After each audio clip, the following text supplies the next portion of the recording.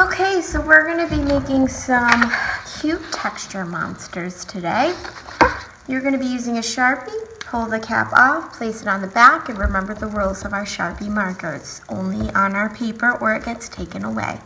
The first thing you want to do is a curve that goes across your paper, but we want to save room for the top so we can do some different ideas for hair and ears. So I'm going to just come down a little bit from the top of my paper and do a curve that goes from one end of that paper all the way to the other end. Okay, so now at the top of my head, I want to think about what I want to do. On my first one, I did horns, but maybe I want to give this guy antennas. And how I do that is a line with a circle. Okay? So you can go ahead and do that if you want to give him horns instead, or draw your ears a little different. Maybe you want to give him hair instead of ears. You can do that. Okay, so now we're going to do 2 eyes. If you want to give him 3 instead of 2, that's fine, but those eyes are going to be circled. So on here, I gave him only 2 eyes. Maybe I'll show you what 3 eyes will look like. Alright, and then in those eyes, I'm going to do a little circle.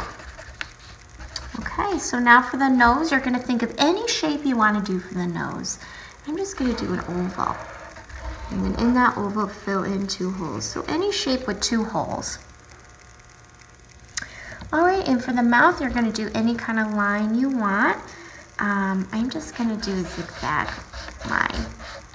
But in this one, I did a special little dash line. Okay, so there's our monster. We're now going to take a white crayon and fill inside of our eyes with a white crayon. So I like to outline that shape first and then fill it in. Notice how I'm going in little circles with my crayon. That helps me stay inside the rounded shape. Alright, so now what I'm going to do is find a color in my crayon box that I want to fill in the nose and the ears.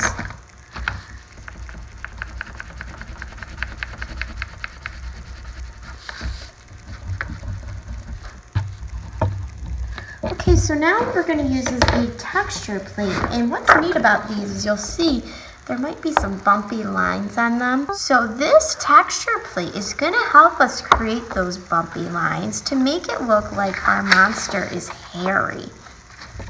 I'm taking this plate and I'm putting it right here under my paper, not on top, under it, okay?